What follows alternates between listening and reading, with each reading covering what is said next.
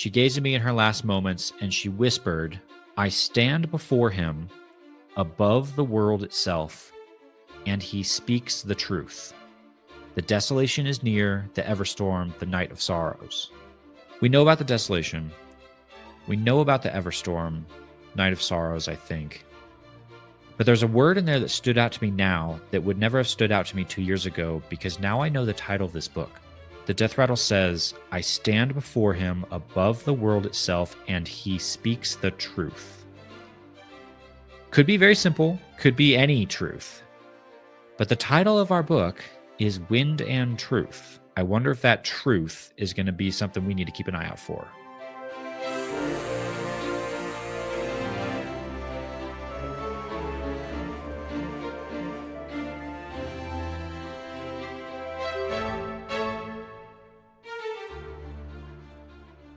Welcome back to Following Noadon, a Stormlight podcast.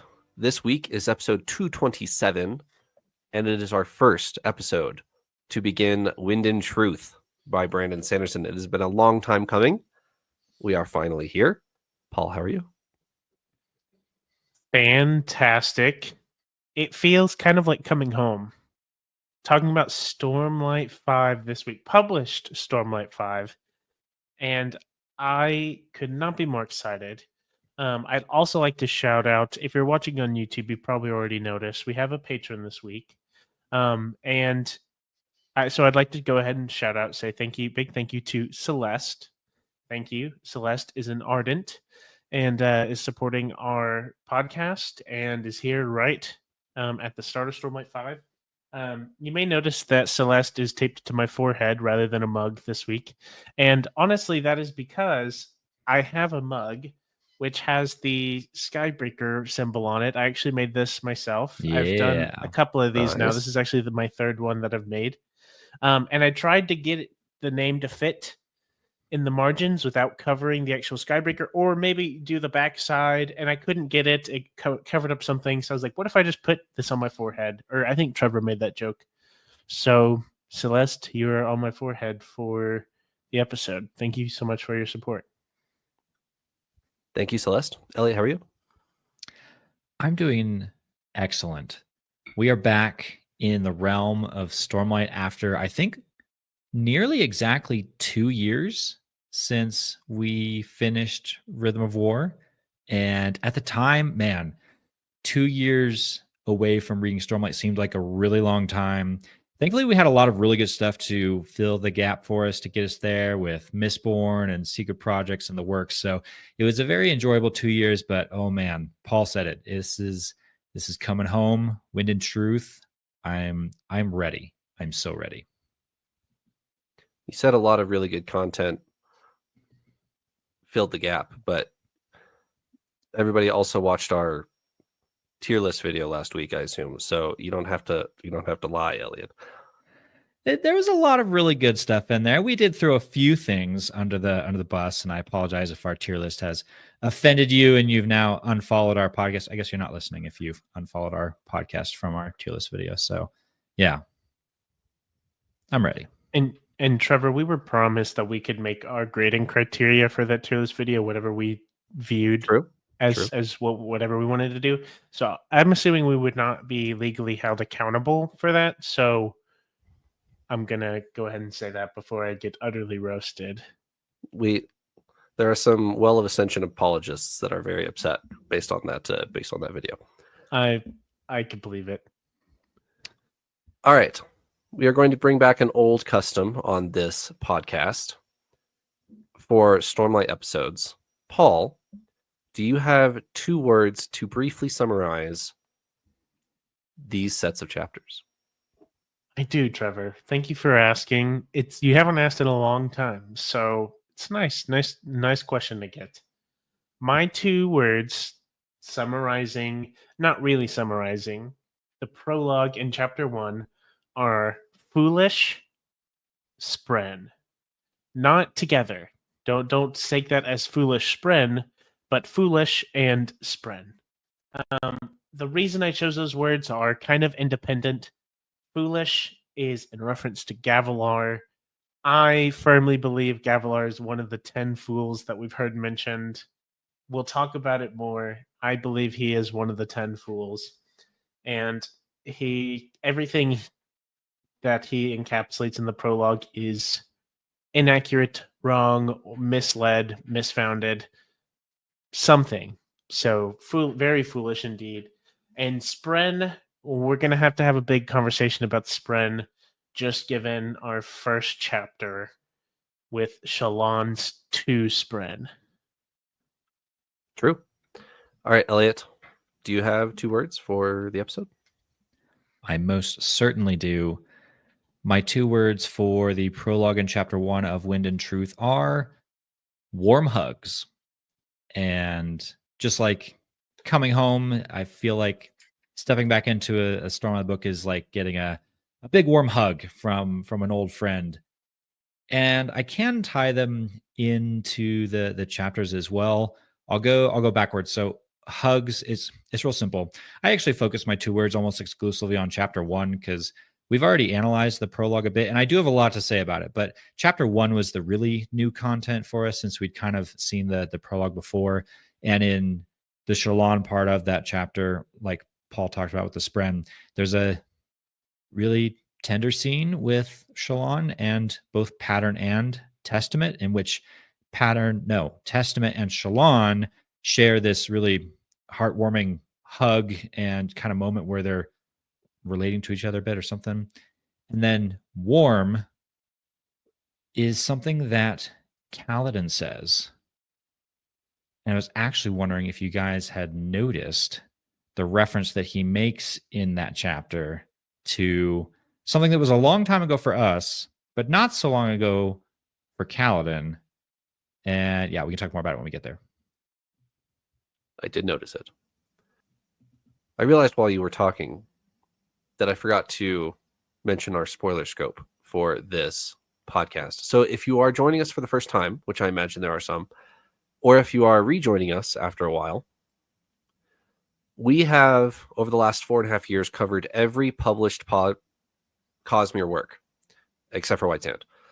So we are not going to explicitly talk about other things not in Stormlight. However, they're not off the table.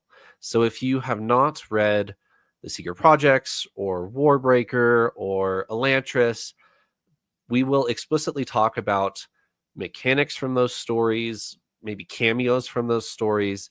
We're not going to shy away from them. So if you are afraid of spoilers for those stories, please go read those because those spoilers are included in this podcast. Just wanted to throw that out there before I forgot. Okay. Here we go. Prologue and chapter 1 of Wind and Truth. The prologue we actually covered 2 years ago. Did you guys spot any glaring differences to start between 2 years ago and today? Okay, I think I spotted one, and I wanted to ask y'all because I don't remember for sure. It's been a minute. I did re-listen to the early release one, but it's very possible that while I listened to Brandon reading it, that I was not 100% accurate in spotting differences. But Thydakar appearing, was that different in this book? In what I remember of the early release reading, was you just see the hooded orb or face, the hooded face. But in this, it says that Thydakar lifted his hands like there was a body that was present. This isn't that foundationally different, but that was the case. And then it reverted into an orb, which Gavilar believes to be light weaving. Was that different, or did I just read that twice and think it was different? I believe it is marginally different in description, but it is overall the same. Yeah. Whenever I was reading, I do want to say though, whenever I was reading it, it took a while to get to the part of then it reverted back into an orb. So I thought this was Brandon saying Thydakar's physically here, actually on here, but then it changed, and I was like, nope, it's the same result. But he definitely led me to believe it for a second. Got my hopes up. And yeah, I think it might be an editing thing of through the lens of Gavilar. This is what he's seeing, because Gavilar for a second quite genuinely believes that Thydekar is here with him, and then the orb thing happens and he's really confused. So we can pause on that real quick. You guys were both quite confused about the mechanics of what was happening in this scene. 2 years later, have you learned anything? This was way different 2 years later. And Trevor, you warned everybody about spoilers. We're going to get into a few of them right here already. Since then, we've read Elantris, and person turning into shiny orb with a rune at the middle of it was really weird to Stormlight me 2 years ago, and very simply explained with a Sion in my current knowledge. And so this was immediately apparent that this is Thydekar communicating with Gavilar through a Sion in a way that we saw multiple times in that story, where you can appear to others almost like a Star Wars hologram kind of thing and chat. And when the thing turns into like an orb with the rune at the middle, and that's classic Sion description right there. Question for you. Is Elantris a prerequisite for Stormlight 5? Do you need to know that information to understand this scene? I will say, as someone who has read the entirety of the prologue in chapter 1, that Elantris is not yet a prerequisite for this book. Okay. If Thydekar is going to make more appearances and we need to know later on more about like what Thydekar is capable of or what he's doing, maybe it becomes that. To understand this prologue, no, I don't think so. I do agree with Eliot, but I do want to say that these mentions that just leave you a little bit clueless. So he kind of plays it off by saying that must have been a light weaving thing. But as you've read this story, I feel like light weaving to work differently. And if you're light weaving something, it likely can't have a conscious conversation, and sorts of things like that. Or there was a lot of area that made you believe this was definitely not light weaving, even if you haven't read Elantris and know this is a Sion specifically. I don't think it's a prerequisite, because I think that is minor enough of a part. But I will say it adds to an air of not knowing what the heck is going on if you haven't read full Cosmere, because it's pretty important to know who Thydekar is, and which you don't need to know. It's okay that he's just Thydekar and not, spoilers, Kelsier. But it's really good to know. And same with the Sions versus a light weaving aspect. Yeah. So last time we covered this, we had 3 main discussions. The Stormfather, which we'll get to here in a second, Thydekar, which we can land on now, and magic mechanics. You guys were fully confident, having read 4 full Stormlight books, and then you get the Stormlight 5 prologue and you're questioning everything. Our magic mechanics seem to be a little bit more nailed down. Let's talk about Thydekar. Eliot, you now know who Thydekar is, not just the Lord of Scars, in quote. So what are your thoughts on Kelsier meddling on Roshar? Yeah, super, super big question. I actually thought that Thydekar, having read this prologue before, even now knowing who Kelsier is, Thydekar is actually one of the least interesting parts of this prologue for me, which seems weird to say. I'm more interested in the other aspects of it. But yes, we have Kelsier, leader of the Ghost Bloods, messing around on Roshar. I'm very much thinking back to the Kelsier of the Lost Metal. This seems to be the not necessarily on a crusade Kelsier, and more of the running a Cosmere-wide organization for the betterment of Scadrial Kelsier. And I say that with a very big hesitancy question mark. What is his motive?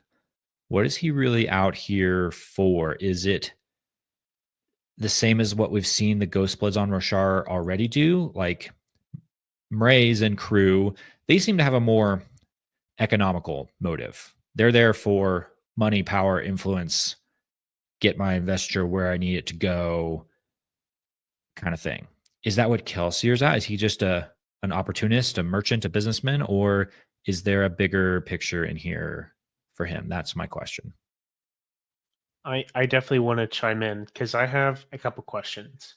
So, okay, I'm going to do briefly refresh. So, it's been a while since we've looked at Stormlight. I am actively rereading and catching up still while we're already reading book 5. I remember a lot of what happens, but obviously a lot happens. So, there's a lot to kind of clarify, make sure we're up to date. So, Gavilar with Thydakar is asking for Ristaris. He wants Gavilar to essentially give him Ristaris. Yep. So I did not remember who Ristaris was off the top of my head. I had to kind of think back. Ristaris is Kalak, Correct. the Herald Kalak. And do you remember where he is at the end of Rhythm of War? Yes. So he was there with the whole Adolin Shallan in Shadesmar debacle. Correct. Situation. That's where we really got to know Kalak, I would say. This is where we first see, aside from the prelude, right? This is where we like see Kalak, right? But then we get to know him in Rhythm of War. Our characters have a bit of dialogue with him, maybe the most legitimate dialogue we've had with the Heralds thus far, like overall. I'd buy that. Including this prologue, we get a decent bit of coherent dialogue. And I've just been wondering, is this something that I've missed? Why does Kelsier want Ristaris? Why does he want Kalak? Do we know? Or is this still a bit of a mystery to us? Maybe this is something I've forgotten about. You haven't missed anything. I don't know if we know why. I don't think we do. Okay. So that is a big question, which I'm assuming will be circled back to at some point, either in interludes or something. I'm imagining we will see that. And I am very curious to know why Kalak, who, as time has gone on, our heralds have gone, in my head, from very large scale entities to honestly way more small scale in the scope of the Cosmere. I don't picture them becoming major Cosmere characters, but Kalak seems to have some kind of Cosmere footing because Thydakar is interested in him. So I feel like that kind of raises the stakes a little bit. So I've been very curious because I've kind of thought of our heralds as zoomed into the Stormlight story specifically. Do you remember what Kalak's main goal is in Rhythm of War? I don't. I remember the characteristics. I remember we kind of defined him as a bit of a coward, and he just seemed like a little bit of a weasel, like kind of a lawyer weasel. So is how I remember him, but I don't even remember why exactly. As far as I remember, he's trying to run and hide from the Oath Pact. He's trying to get off Roshar if he can. So then throw that back to Thydakar. That might have direct implications for Kelsier. Of if Kalak can figure out how to get off Roshar, that might help Kelsier in what he's trying to do. Because remember, they're both cognitive shadows. They're Correct. both dead and are, what's the term? Invested entities? Stapled. Yes, the technical term stapled. Yeah. They're both stapled souls. So, yeah, later on in this prologue, right, when Gavilar is talking with Ristaris, there's a few hints there because he even name drops, hey, that Thydakar dude's looking for you.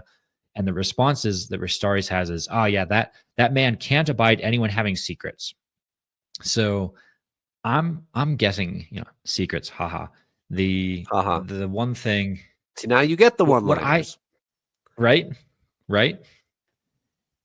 What I'm imagining is going on here is that Restaris has done research, maybe 1,000 years worth of research on how to do things, how to travel the Cosmere, how to be functional as a cognitive shadow. And Kelsier's thinking, I need some of that information. Yeah. Now, I'm stuck on a little something here that I have a big question of, which is, what is Shallan's goal with Restaris as she works for the Ghostbloods? Like, things are getting kind of convoluted here. Shallan, in a roundabout way, works for Thydakar. So, Well, she did until like the last 2 chapters, where Well- she kind of declared war on Mraize. Yes. She's very much her own side. She's not Right. beholden to the Ghostbloods, but in her espionage, she has a role in the Ghostbloods that she's working for. I'm doing my air quotes for those of you that aren't watching our YouTube video. In this chapter, in chapter 1, actually, Shallan even says, "I'm here to kill Restaris," which that was actually a little bit of an interesting bit there, because as far as I remember, back in Rhythm of War, the direction she got from Reyes was just find Restaris and you'll know what to do. Yeah. Shallan seems to have jumped to the conclusion of, oh, that means kill him. But that's not what Thydakar wants. In these chapters, when he's talking to Gathlar, he says specifically, hand him over to my agents. So is Mraize going off book with the assassinate Restaris? Is Shallan jumping to conclusions and she's not supposed to be killing Restaris? It doesn't sound like she's going to go along with that plan anyway, but I'm a little bit confused actually with what the Ghostbloods really want there, and if they have their own mixed motives. Yeah, I think that is a good thing to keep an eye on moving forward. Is Mraize and Thydakar completely aligned or not? Definitely. What about the Stormfather? My first impression, I listened to our episode from 2 years ago. We were convinced, and in fact, we talked like 45 minutes that this was not the Stormfather, and we laid everything out and a bunch of different things. When I read this prologue again, I feel like a lot of those questions and concerns we had about this Stormfather of Izzy, the Stormfather, kind of disappeared.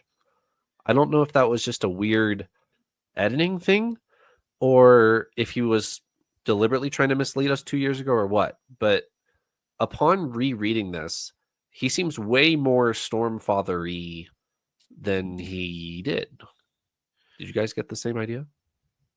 Absolutely, I did. This sunk in as I believe that this is the real Stormfather, and the reason being is he specifies that he does not have a bond with Gavilar.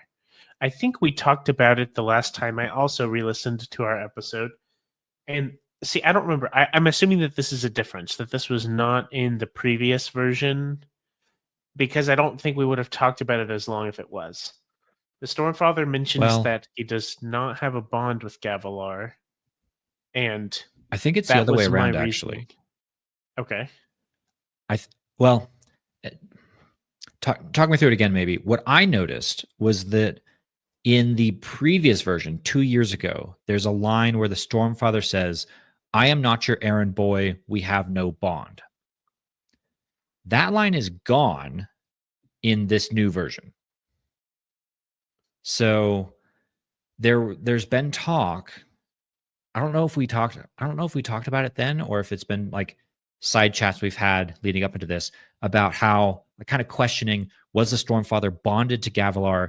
Do we witness the Stormfather debonding Gavilar at the end of this prologue? We talked also in that previous 2 years ago episode about like font changes and how there's multiple different changes in like font and what you can read into that. And there's like literally a mid-sentence where the Stormfather says, "I am done with you," where it goes from italics to all caps. And I think you could point to that and say, oh, that's the moment where it's no longer a voice in his head and it now becomes an audible, like overbearing Stormfather voice. So I think in the new one, that reference is gone, making me suspicious that maybe there is a bond going on here. I could go either way on the bond thing, but I regardless of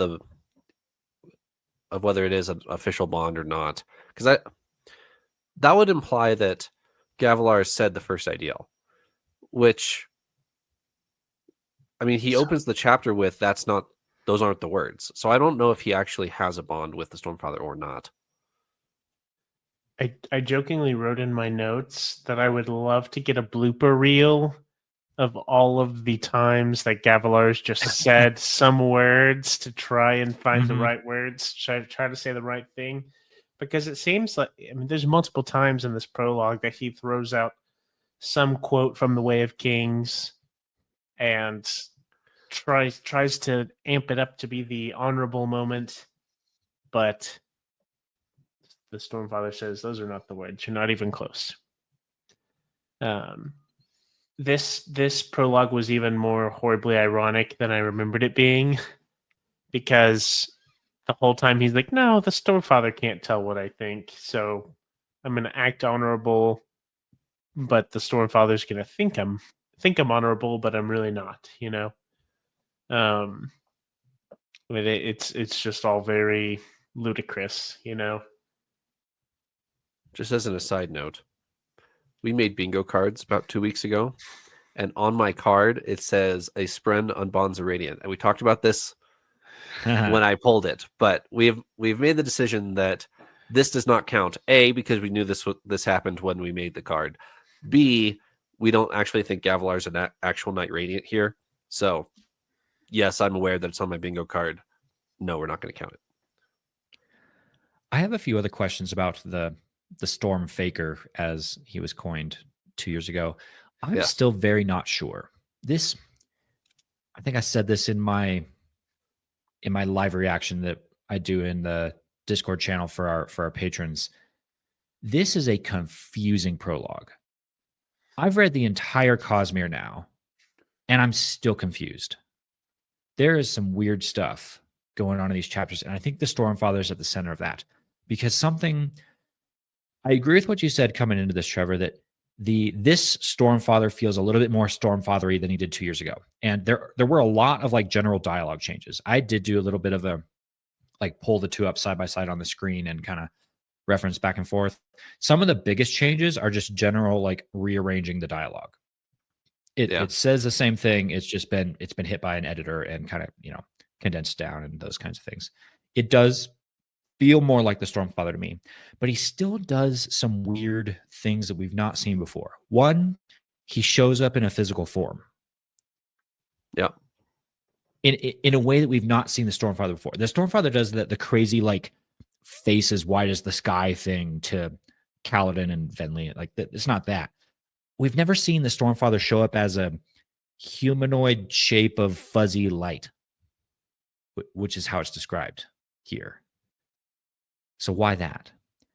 The other things that are suspicious for me, maybe a simple one. At the very end, the Stormfather like signs off. He closes off with saying, "I will never trust a member of your family again." Aha, yes. Full stop. Doesn't say it like, "No, I'm done with your family. Never again." And yet, we just came from the present day where he is very involved with Kholins. He's bonded to Dalinar, who's a third ideal bondsmith at this point. Fourth ideal? I don't know. Maybe even fourth by now. I think third. I think just third. Third. I think so too. So that's a little suspicious in that he's either just changed his mind or, I don't know, something else is going on. But the most curious part of this all for me is a line that he spouts when he seems to feel a herald die. You remember this section? They're having a conversation, and then he's described as he makes like these weird noises, and then has this line where he goes, a herald has died. No, I am not ready. The oath pact. No, they mustn't see, they mustn't know. One, why does he feel a herald die? Two, what is he worried about here? I mean, aside from obviously a desolation might be on the way here, if that's what he's worried about, but they mustn't see, they mustn't know. That sounds like the words of a faker. Yeah. Hence the storm faker idea.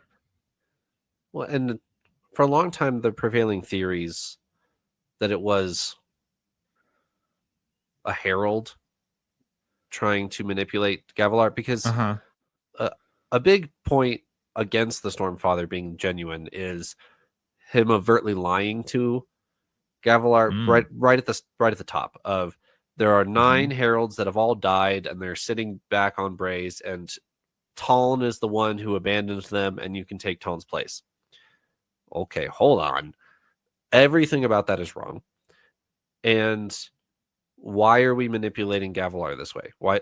You could even tell him you could take Talon's place because Talon's the only one not here. Like you could create a more accurate lie if you wanted to, but he's not. So a lot of the prevailing theories were, I'm not sure if they're still around or not, that this is not the Stormfather and it's actually Ishar, because he could reconstruct this vision reasonably well and then manipulate him into pulling Void Light and Anti-Void Light onto Roshar. Motive, who knows? But I don't know. That was a theory. I could still go either way. I am more convinced that this is the Stormfather. And another thing I've heard is that it's the Stormfather without honor. And what I mean by that is Gavilar is not an honorable person, and the Stormfather has made a poor choice, and therefore the Stormfather is misled. I've heard that one before, and it's feasible to me. I might be in that boat as well. That sounds like a potentially convincing argument, because we've seen before how Spren are affected by how you perceive them. Right. This is a Spren, a very powerful and like splinter of honor Spren. But is there still some of that Sprenness going on where, because of whatever connection he has to Gavilar throughout this period, is he taking on like the suspicious and manipulative nature of Gavilar? And then later, when we see him building a connection to Dalinar, he's feeding off of the more honorable way of kings driven motivations of Dalinar. That I might buy. Closer to Noadon Dalinar is Exactly. than Gavilar. Exactly. It's complicated. It's complex, but I might go for it. So I definitely believe that this is the Stormfather. There are 2 main things that make me doubt, that put doubt in my mind that this is not the Stormfather and that this is something else. Number 1 is actually that Gavilar has this same vision at Ahari Etiam over and over. I don't have like Cosmere rules to back that up, but just given the experience that we have with Dalinar and any other visions, it is always something different. It's always a different vision. You never know what you're going to be dropped into. You can't just be like, hey, Stormfather, I want to go to a Harrietian or whatever. Right. Maybe if Dalinar progresses, maybe he will have more power to do so as a bondsmith. But I definitely don't think that Gavilar has that deliberate connection. I think he is either being misled or there's something fishy with that. I don't know if this is the Stormfather using Gavilar and kind of satiating him or what, but that is one thing that puts doubt into my mind, is the recurring same vision. It's weird because we'll go off the mechanics we know of Dalinar, and Gavilar obviously can't find the words, However, Dalinar, before he says the words, gets each vision in order during a high storm. They're not on demand like they are later in the books when Dalinar's second ideals. In Oathbringer, he can pull whoever he wants into whatever vision he wants. But that is post-second ideal. And before that, it's you get these visions during the high storm because I'm picking on you. Like that just happens to Dalinar. It's not a choice thing. The second reason that I think that I could believe this is not the Stormfather is simply just not trusting Gavilar's point of view. Simply everything else that he points out is wrong. He doesn't believe that these are the heralds, which he does find that out. He doesn't believe in Elokar, which I would argue that over time, Elokar would have become a good leader. He doesn't believe in Dalinar, which he eventually expresses that he should have, or that Dalinar could be a good, source. And probably like 10 other things, not believing in Navani. There's probably like 10 other reasons he was super misled. He was misled about becoming a herald. He's misled in every regard. That's why I'm like, I think he is one of the 10 fools. I think him and Moash are two of the 10 fools, and he's so misled. And literally, it was almost comical to me that everything he would mention or say is something that we know to not be right, or him to have misjudged very poorly. Like every little minutia detail is something he's off about the Parshendi. I could go on and on. So, all that being said, I think just having his perspective and being like, this is the Stormfather, makes me think maybe this isn't the Stormfather, because he's wrong about everything. It's kind of crazy. He's even wrong about who's trying to kill him. Like everything is incorrect, which is just wild. Did you catch the Vasher name drop, gentlemen? Oh, yes, I did. Let me read it. This is Gavilar's point of view in his head. He had found a way to ferry Void Spren through Shadesmar to this world using gemstones and aluminum boxes. Who would have thought that Navani's pet area of study would be so useful? And if that conniving in Exindweth eluded his grasp, he'd have to do the next part without her.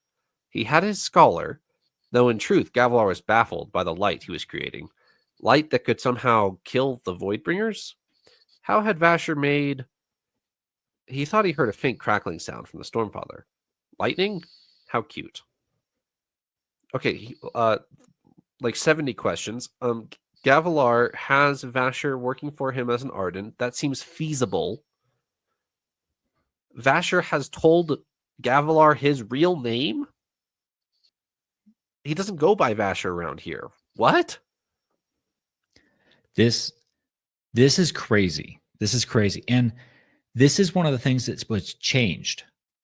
Vasher was not in the original version of this. We would have noticed. We had read Warbreaker at that point. I guarantee we would have noticed. For exactly the reason you just said, he doesn't go by that name.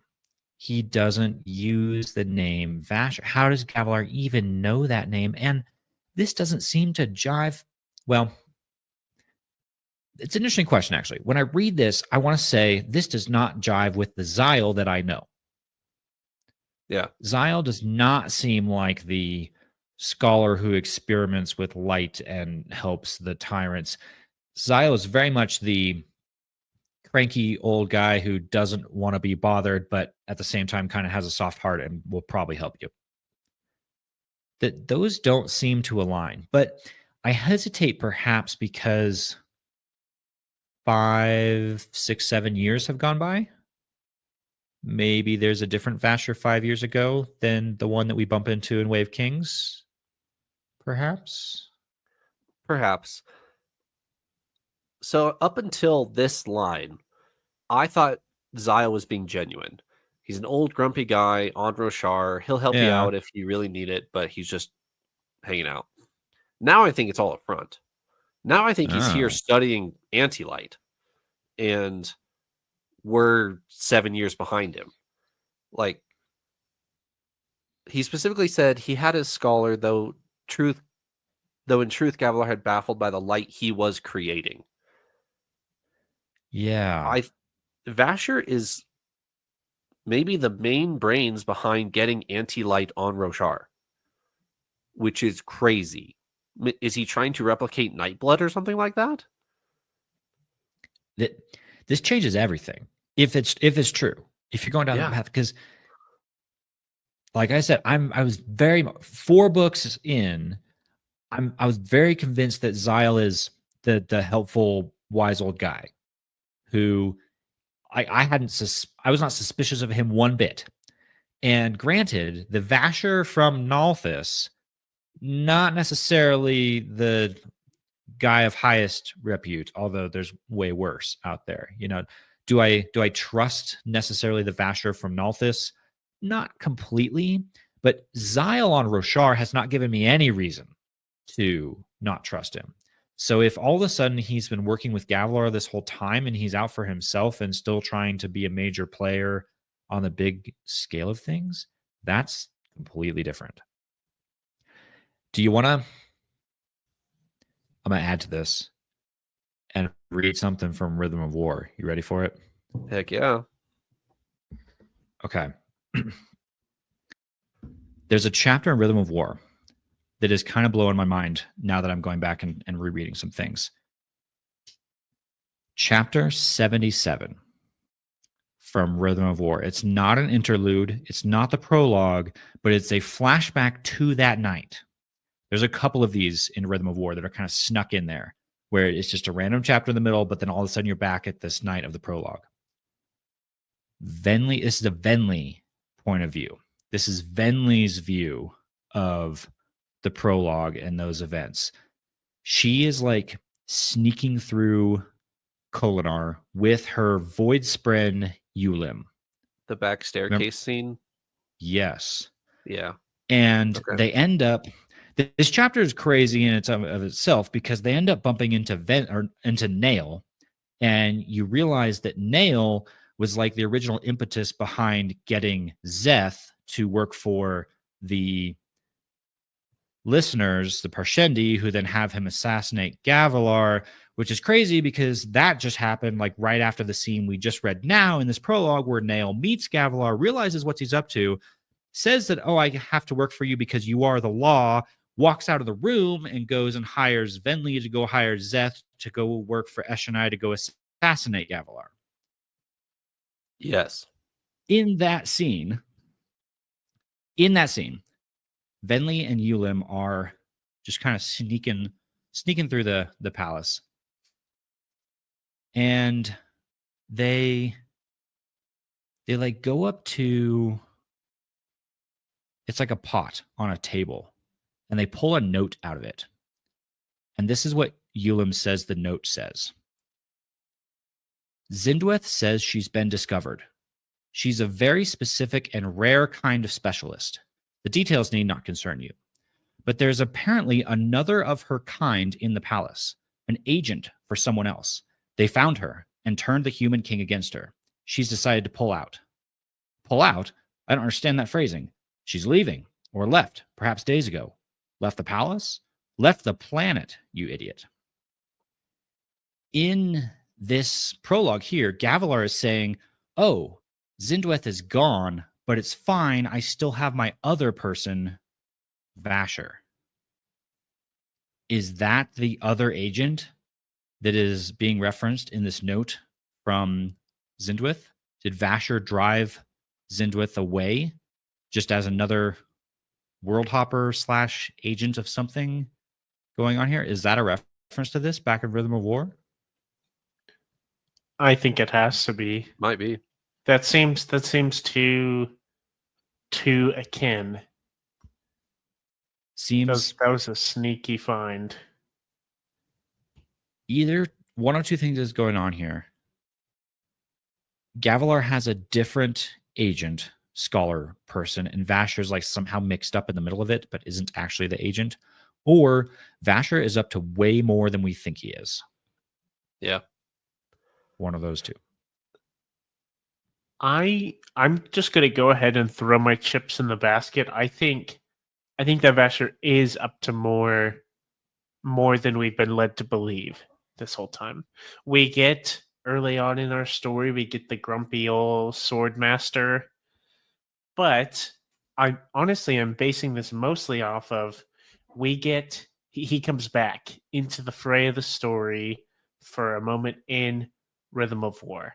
And I didn't remember this reference that you had, and we are, I would say, still speculating that is who we're connecting, like the chapter 77 that you read and this prologue mentioning Vasher. Vasher is coming up, and we have seen Zyle back in Rhythm of War again. So that just makes me feel like he's going to still hold relevance, that he wasn't just going to be Grumpy Swordmaster and who we're going to leave in book 2 or wherever we last saw him. He may have been an Oathbringer as well. I don't remember off the top of my head.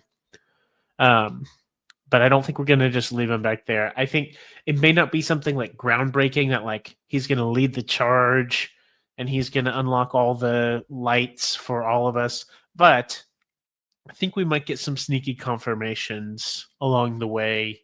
Maybe we'll get a Vasher interlude or something like that where we see more. But I think this is definitely legit. I think you're hot on the trail, even though it may not be answered right away. Or maybe I'm blowing it up too big. I would feel way better about this if Gavilar called him Zyle. It would make way more sense to me. Yes. Way more sense to me. Yes. If Gavilar used the word Zyle, but instead he uses Vasher. And now I'm completely questioning Vasher's motives on the planet. Trevor, do you think that you asked us if the Sion, the Thadakar, or what was it? You asked us at the start of this episode if we think Elantris is a prerequisite. Do we think that Warbreaker is now a prerequisite to this book? If you're mentioning Vasher, we've gotten name drops that we didn't know about before, and that's fine. But that's pretty deliberate. If he said Zyle, then that's your crossover both ways. People can read this on their own. They know who Zyle is already, and Cosmere readers know that this is Zyle is Vasher. But switching that up, if you haven't read Warbreaker, then Vasher is a new person, a completely new name that you don't know. I don't think Warbreaker is a prerequisite, but it's getting awful close. There's stuff in this prologue that we don't even understand, and so and we're still getting plenty out of it. So it's one of those things where if you know, you know. If you don't, okay. But I think Nightblood's more of a Stormlight character now instead of a Warbreaker character anyway, so I don't think Warbreaker is really a prerequisite yet. That's fair. I also want to chime in just to say, lastly, on that topic of like, oh, is this X, Y, or Z a prerequisite thing? The prologue and I imagine the interludes are a stomping ground where Brandon gets to have maybe a little more fun with references, name drops, and all sorts of kooky stuff because it's not like in the middle of the prevailing story. And so even if he dropped crazier stuff than that, I feel like I'd still be hesitant to say, this is a prerequisite. You need to know what this is, unless it became more of a front running part of our actual current day story. One more thing I want to touch on the prologue. The very last couple of lines of the prologue. Let me read them. Hand quivering, he pulled a sphere out of his pocket. The weapon. They needed this. His son. No, his son could not handle such a power. They needed a warrior, a true warrior. One that Gavilar had been doing his best to suppress, out of a fear he barely dared acknowledge, even as he drew his last ragged breaths. Dalinar. Storms helped them, it came down to Dalinar. He held the sphere out towards the Stormfather, his vision fuzzing, thinking was difficult. You must take this. They must not get it. Tell my brother he must find the most important words a man can say. The detail I wanted to highlight there is he's obviously seeing stuff. He's about to die. He thinks he's giving this sphere to the Stormfather, not Zeth. Zeth is the one who grabs it from him and says, "Yeah, all right, whatever," and writes the words on the plank or whatever, and then runs off. Gavilar thinks he's handing it to the Stormfather and not to Zeth, which makes me wonder even more why Gavilar would even think that the Stormfather could grab that. Like, Dalinar would never even consider handing the Stormfather something. Like, I don't know. I'm still wishy-washy on mechanics here for Gavilar point of view. Maybe Gavilar's just, crazy or something. I'm still stuck on that scene too. I think I mentioned this 2 years ago, and it's still in there now. In that same moment where Gavilar's kind of losing it, right? Because he's dying. You're right. Tries to give the sphere to the Stormfather. He also says something that's one of the more suspicious bits of it for me, because he says, "You can tell Thydekar that he's too late." That's like the first thing that Gavilar says as Zeth is walking up to him as he's dying. The Stormfather then appears and says, "I did not cause this."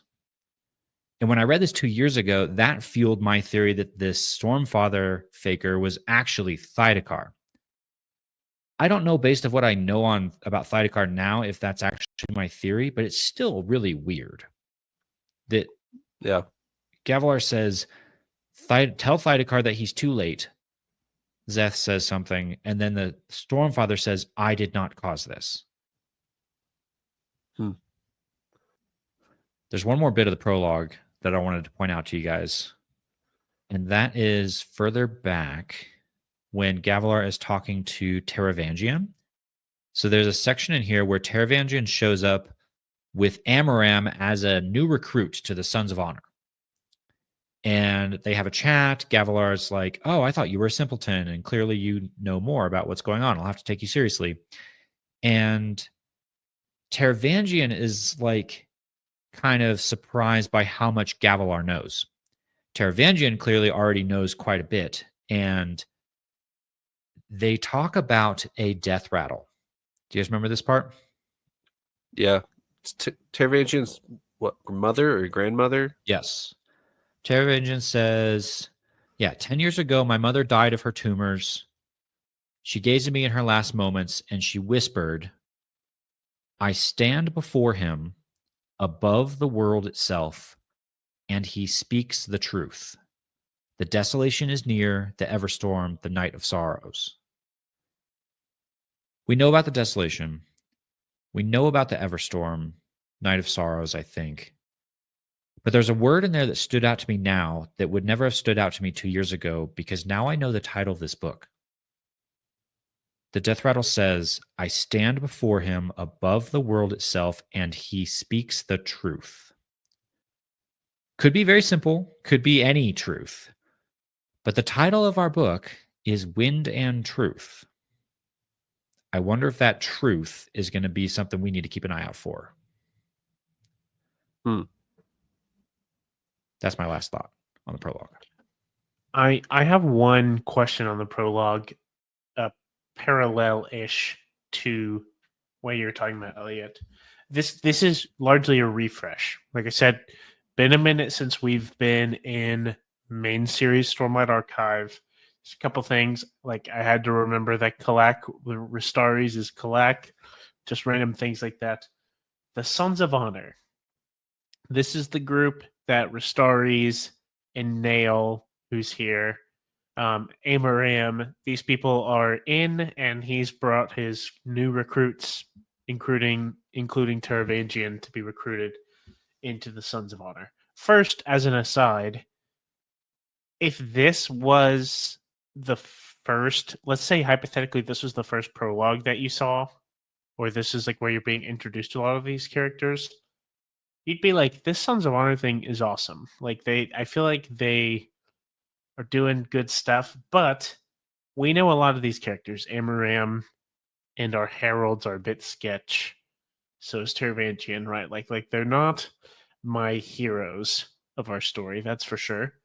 I wanted to get a refresh. What is the motive of the Sons of Honor, and what are they doing? So the Sons of Honor is founded by Ristaris, I believe, and with Gavilar. And the whole premise is we need to bring about the returning of the Everstorm so that the Knights Radiant come back and we can be radiant. That they're trying to force a desolation to happen so that they can be Knights Radiant again, is what the Sons of Honor do. Gotcha. The reason why I was saying you could kind of get behind their cause if you're looking at it through a narrow lens is because Kalak here makes several mentions. So Gavilar is like the ends justify the means side with this goal that's already not a great goal, in my opinion, of like faking it, faking honor, faking these things to try and provoke the Radiance to come back and all these things to happen. Kalak does make some mentions of like essentially needing to bring the honor or the good aspects of the Night Radiance back, which was why what prompted this thought that I brought up to begin with, that I just thought was kind of interesting, and it almost, to me, almost gives the glimmer of hope of like, almost like the glint of our heralds who are really messed up right now were once, pretty cool guys, I imagine. But with that, I didn't have any other thoughts on the prologue. It was so dense. There was like every moment felt like something to really think about, to kind of contemplate. But and honestly, like I mentioned, a lot of refresh for me. I've had to kind of make sure I've got all my characters straight, all my players in order, getting back into the groove. Picking up in chapter 1, it felt more like, okay, this is what I know. I can roll with this. More However, bite-sized. there are things that I did not know that we'll talk about. But yeah, it felt more like, okay, I know what we're talking about. I know who we're dealing with. We got this. The prologue was a bit all over. Okay. Past the prologue, chapter 1. And before we even get to chapter 1, did you guys notice the title page or the part insert? There is no part 1. It begins with day 1. Yeah. This is not part 1 of Wind and Truth, or at least if the title page is there, it's been omitted. It starts with day 1, Kaladin and Shallan. We get an art piece that we've actually seen before, and then we get to chapter 1. Any of that before we read our epigraph? I do have thoughts on the epigraph, which we'll come back to. But I guess I didn't tune into this. I did see that it said day 1, but I didn't tune in that was in place of part 1. I think I've compartmentalized this as like, this isn't the actual physical book in my hand, so it's whatever is sitting up front, But now that you mention that, I guess that is the case. We're not going to have part 1, but we're going to have day 1. And they do have it in a daytime, day countdown structure.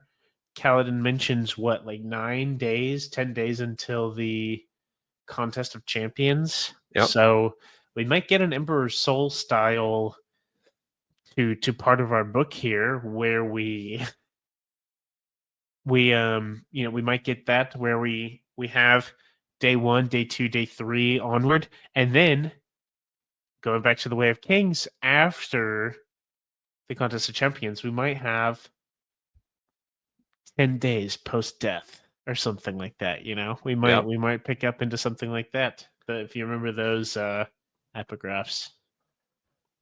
I do. As far as I know, I don't know this 100%, but the part 1 page was there for the Rhythm of War pre-releases, and it is not for here. So, do with that what you will. This art piece we have seen before in Rhythm of War. It is of the Star Spren that Adolin and Shallan go sketch, but there's something added. You guys notice anything weird about this art? Oh man, I skimmed right past this art as, oh, okay, more sketches of Spren. Moving on. Now you're going to tell me there's something I was supposed to notice here? She's staring right at you. It just looks like. So you said this is a Star Spren? Yes, this is the Star Spren from Rhythm of War, but there's something included in the picture. Like the face? Yes, the creepy face in the bottom right. This Star Spren, I thought almost looks like how I imagined Cheery to look. I thought that's maybe what we were getting at. But I also glossed right past this picture and the day 1 thing. Skipped it entirely. I didn't even realize it until you bring this up. But yeah, scary face. Creepy lady. Any thoughts? You think that's this is that face, by the way, this is probably not accurate, but that's how I envisioned. Was it ELA looking end of Oathbringer, all corrupted and evil queen status? That's not no, ELA, is it? That's Gavinor's mother. I don't remember her name. Acidon? Was it Acidon? Wow, look at you. Good job. Woohoo, did it. I don't know where ELA is Sadius's wife. I don't know why I thought it was her. Anyways, that's the evil, almost like an evil queen energy. I don't know. Y'all think that's Baedo Mishram or something? I know the answer to this for just for reference. I've read through chapter 32 of this book, and I'm not reading any further. I actually know the answer to this, so I'm not going to pretend I don't. Okay. So sounds like I'm right. It's Baedo Mishram.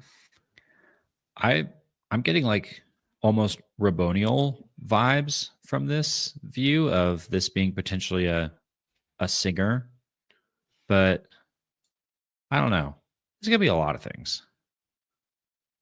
Definitely wearing a crown and not looking too happy. True. On the preview chapter podcast with Tim and David, we sat here counting how many spires in her crown there are and trying to figure. Yeah. I was going to say, great observation, Trevor. Now let's talk about Kaladin. Yeah. Actually, can I talk about the epigraph, or do we have more to say? Because go ahead and read the epigraph if you want. Yes, absolutely. Okay, it says Chapter 1, Unfamiliar Ground. I should have known I was being watched. All my life, the signs were there. From Knights of Wind and Truth, page 1. Okay. Instantly, I was thinking about who we had this conversation briefly. Who is going to write the in-world Wind and Truth, or Knights of Wind and Truth, is I'm assuming the in-world book. Yep. I was trying to think who has been watched all their life. Who is this? And you could make a case for many characters. I could see, honestly, throw out a name and you could probably make a case for it. I was trying to think of who this might be.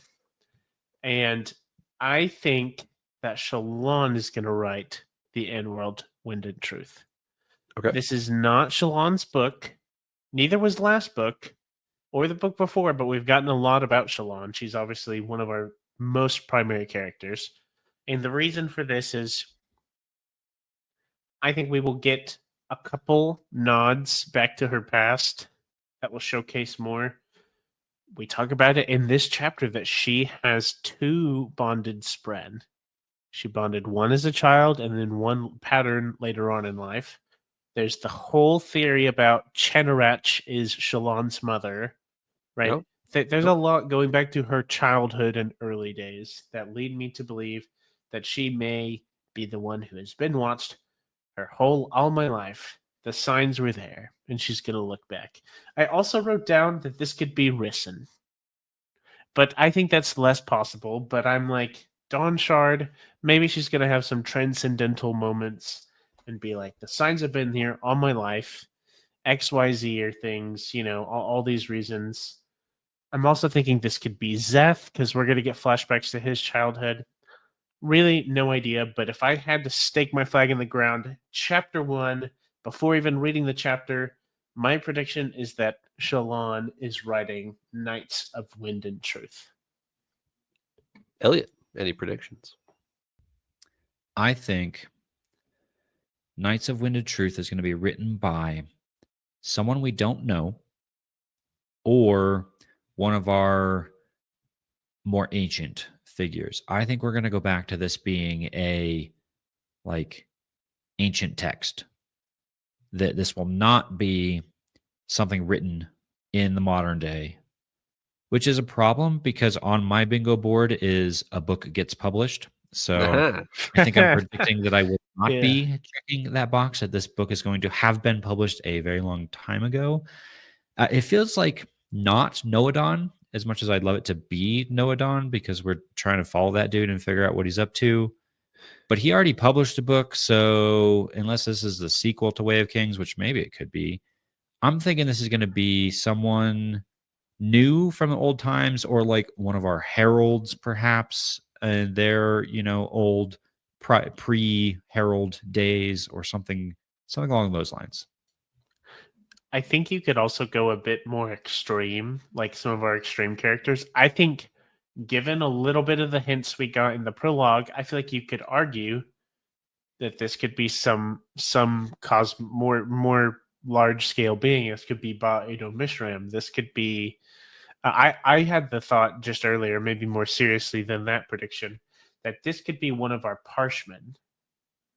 I feel like our Parshmen have always, they're not Parshmen right now, but essentially the Parshmen as we knew them without form and things like that, always kind of been watched by the people, right? Kind of enslaved, kind of under the noses of the Alethi their whole lives, at least as much as I can remember in recent history, right? So I feel like there's a solid case for that. It's all conjecture right now, but there's a lot of avenues I think you could go. I do think it's probably someone modern. I think it's going to be somebody that we know, because I think there's going to be maybe more emotional attachment. This is going meta, like thinking in the, I think it's going to be someone we know. That way we have a little more emotional attachment to these epigraphs that I assume we will continue to get.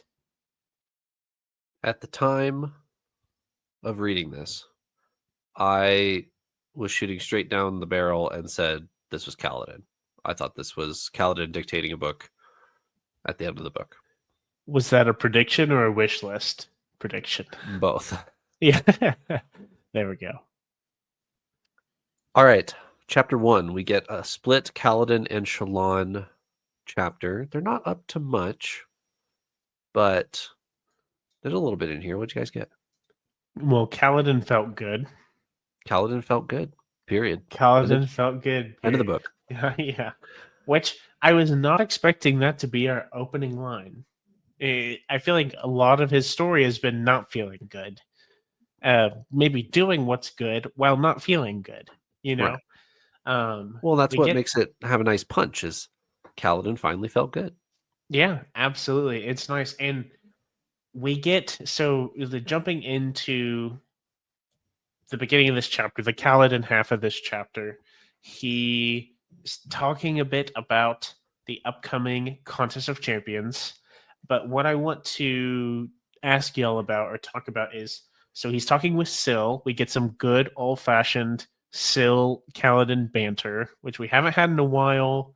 I missed it. I absolutely love it.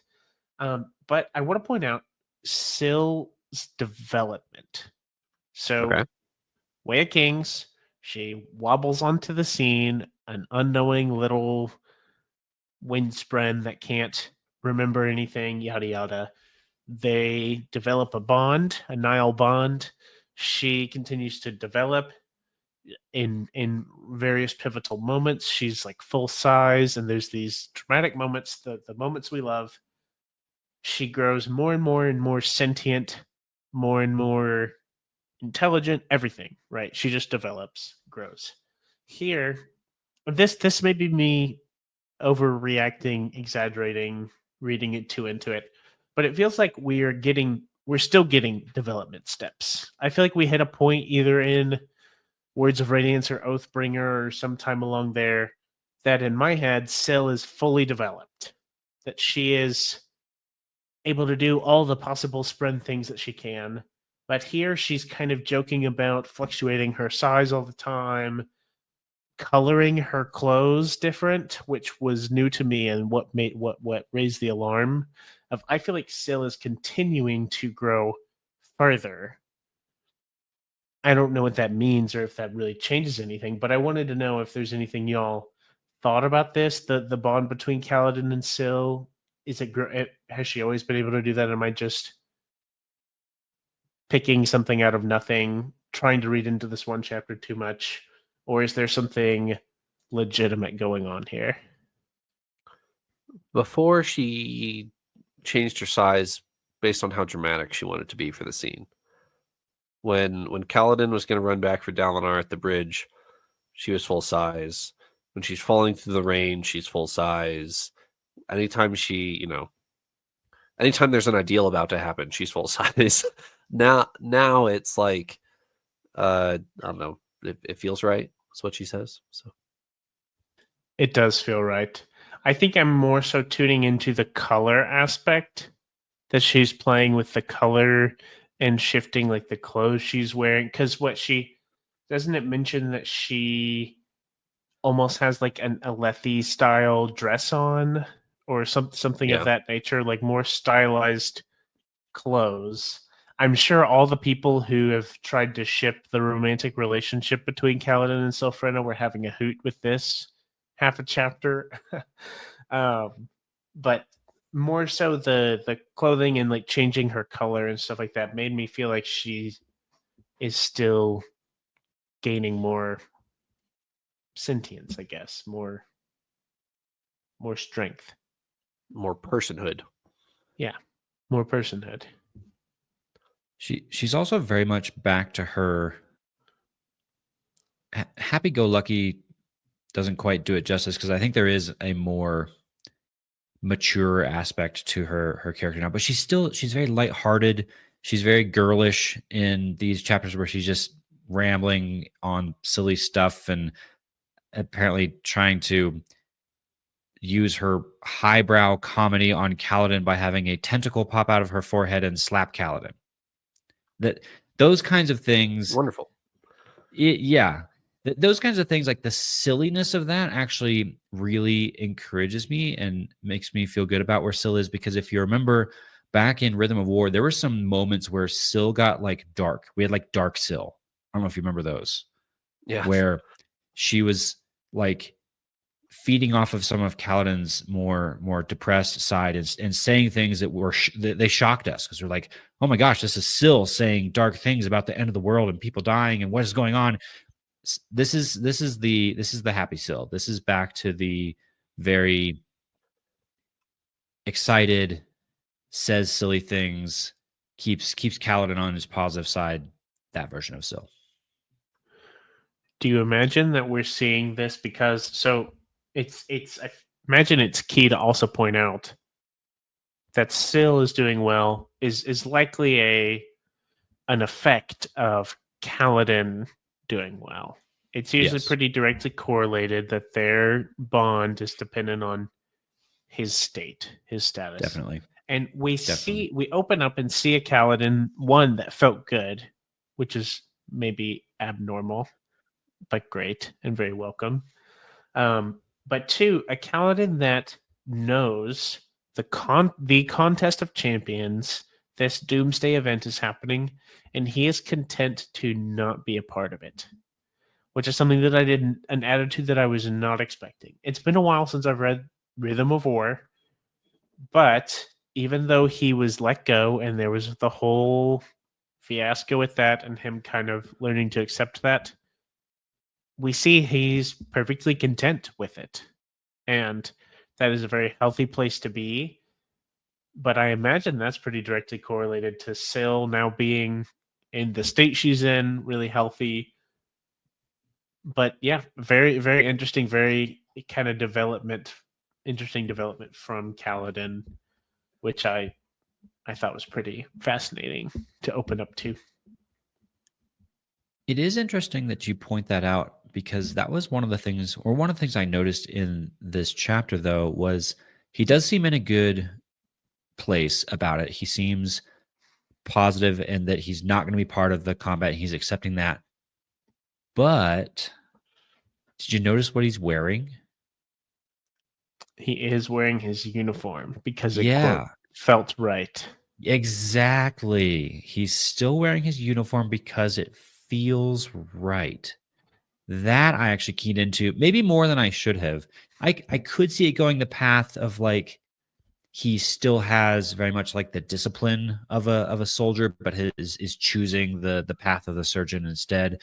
But another part of me is really wondering, like, is he truly going to be able to embrace the peaceful life when part of him is maybe drawn back to the old days of Bridge 4 and the rushing into battle to save the people that cannot protect themselves? You know, those moments, can Kaladin really get away from that? I don't know. Do you think this is the closest we will get to the happy Kaladin on his farm living happily ever after? I hope we get closer to that than now.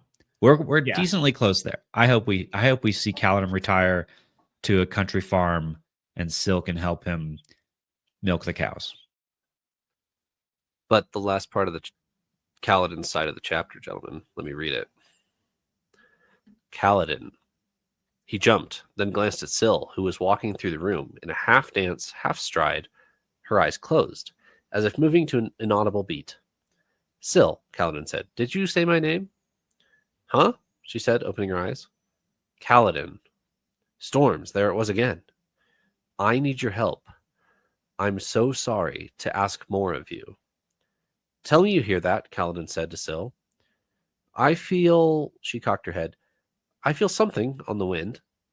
It's speaking to me, he said, one hand to his head. A storm is coming, Kaladin, the wind whispered. The worst storm. I'm sorry. It was gone. What did you hear? Syl asked. A warning, he said, frowning. Syl, is the wind alive? Everything is alive. He gazed outward, waiting for the voice to return. It didn't. Just to that crisp breeze, though now it didn't seem calm. Now it seemed to be waiting for something. Little point in Paul's bingo board favor that I saw a smirk from Paul there. Yes, exactly. This could be hinted that this might be a third storm. Is that what you're referring to, Trevor? Yes, there's a storm coming. A new storm is coming could mean a third storm, which would be awesome. That's a corner piece. I'll take that for my bingo board if that comes to fruition. Whoa. This could easily be a metaphor here, gentlemen. I do wonder if there's another literal storm headed our way, but it could also just be, I mean, we've seen the theme of storm revolve around Kaladin this entire way, right? This is very much on brand for Kaladin. Kaladin's storm blessed. The worst storm is coming. That could be a lot of things. And I do agree with you. However, I will take these sorts of hints because it gives me hope for my bingo board. So I'm gonna take what I can get with a smile on my face and move onward. But Who's Trevor, yeah, that's what I was gonna ask. Who is talking? Is this Honor? Son of Honor? Son of Tenevast? Tanavast? Is he hearing things? Well, I've got something on my bingo board. Tien speaks dialogue.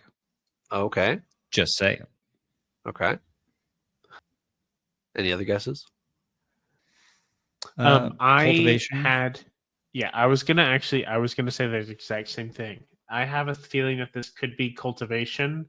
However, the only thing, which this may be a big thing that we have to reread to find, of the phrasing of this. Hold on, let me find. I just had the chapter pulled up. The I need your help. I'm so sorry to ask more of you. I had the thought of who has been asking Kaladin for things already. I could see this as a couple things. Okay, first, so he is hearing this voice in his head.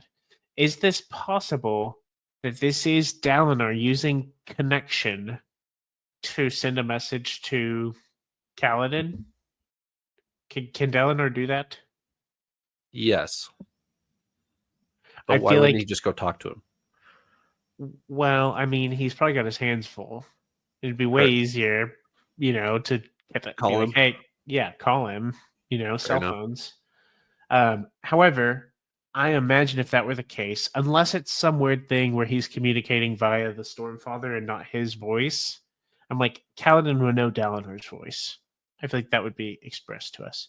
I don't think it's actually Dalinar. I think it's either, man, it's crazy to say. I think it's either honor or cultivation. Okay. Anything else in the Kaladin chapter? Or in the Kaladin segment? We get a very brief Shallan segment, but it's nice.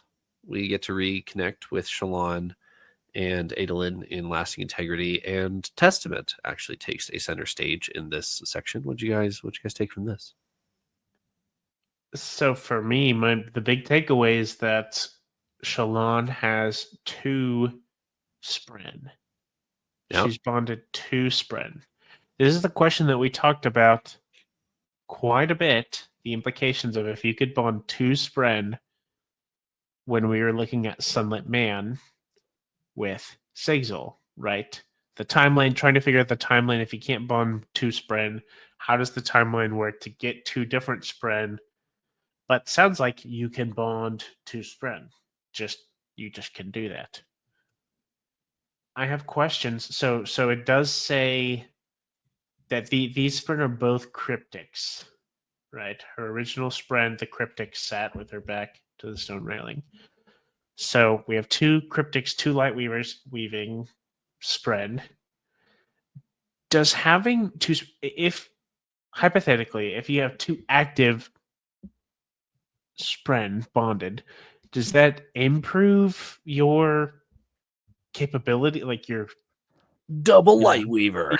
do you double light weave? Do you get do you get a more efficient Stormlight per mile, like, use of investiture, or less efficient? What I need a little more on the mechanics here. So they talk in this chapter about how she's somehow still like a little bit bonded to Testament, because Shallan comes up with the idea of like, oh, if I could bond her again, would it heal her? And Pattern basically says, well, Kellic doesn't think so. He thinks you're still bonded to her, and that when you severed your bond, it was more like a tear as opposed to a cut. And you have like this ragged connection still to Testament. So you can't recreate it because it's still there. It's just broken. Pattern uses the capital word intent. When you were young, you didn't have the capital intent. Yeah. So the break is ragged. So interesting idea there. So I'm curious to know if the only reason Shallan could bond Pattern is because she only had a very weak bond with Testament. Like, can you have two full Spren at full bond and get access to crazy powers and stuff like that? I'm not Wield so two sure shard this is blades. right, or be like dual path to orders of radiant, kinds of questions. I'm not, I think, going to jump to the the conclusion that this is evidence of that just yet. Can you have like a bond of some kind with two Spren? Apparently, yes. But I wonder if like a strong, healthy bond with Testament would detract from a bond with Pattern. Good question. I actually don't know the answer. As we get closer to my reading block, I'm going to know less and less. Know things that you don't less and less. Yeah. Well, Shalon does finish the chapter 1 out by saying, I'm going to figure this out. So I hope she does. I hope she does, and I hope she tells us all about it.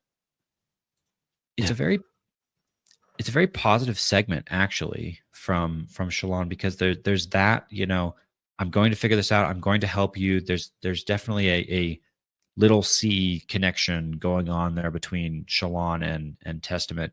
And Pattern weighs into the sentimentality too, when he kind of at the beginning of this discussion tells Shalon that Shalon's like really torn up about Testament. And it's like, oh, Testament should just absolutely hate me. And it doesn't seem like that's the case. Why? And Pattern says, because the sacrifice was worth something, Shalon.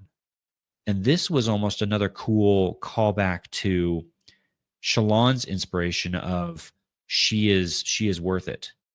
The Cosmere is better because you're in it, is I think something that Hoyd said to her at one point. And this is almost like an echo of that. Talking about Vin? No. There's a... Or the girl who stood up? Yes. Okay. That one. Yeah. Because Vin Vin has a similar thing, but... I think you're right. But there is a Hoyd therapy session where he tells Shalon the world is better because of you, because you're in it. And this is... You are not worse for your association with the world, but it is better for its association with you. It's on my board. Yeah, there you go. And this is a little bit of some of that from Pattern, where he says, yes, Testament is in a bad place, but we made that sacrifice for you. And I don't think he says this specifically, but I get very much the feeling of like, we don't regret it. Yeah. Well, and if you're reading this back to back from Rhythm of War, this is coming right off the back of Maya's speech of "We chose." Yep. So Exactly. the whole idea of Spren can make these decisions for themselves. And did we talk about the dog and the dragon? We didn't, did we? Like Kaladin felt warm or something? Yeah, exactly. In this theme of this was a very positive, like chapter 1. Shalon is kind of on the upswing. She's gonna try and do what she can for Testament. Pattern is saying, we made this sacrifice for you. Kaladin is having a good day. We talked about that too. And there was a really like almost emotional line from Kaladin, if you take a second to think about it, where he says, let me read it. It does feel warm to have finally figured a few things out, to let go of the weight and step out from the shadow. I know darkness will return, but I think I'll be able to remember better than before. Remember what? That's so. That days like this exist too.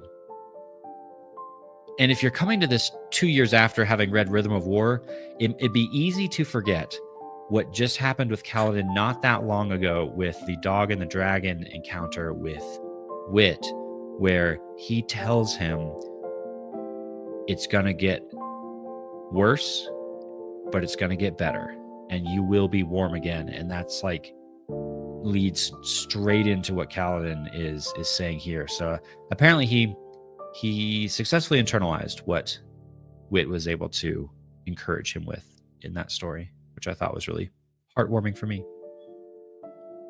Glad you pointed it out. Anything else, gentlemen?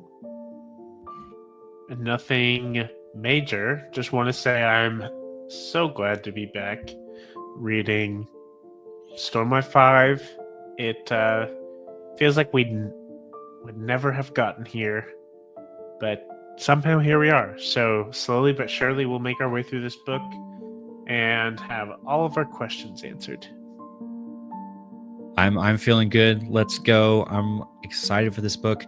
Having gone and read some other series that Brandon has written to conclusion, I can tell you that his final books in a series tend to be pretty epic.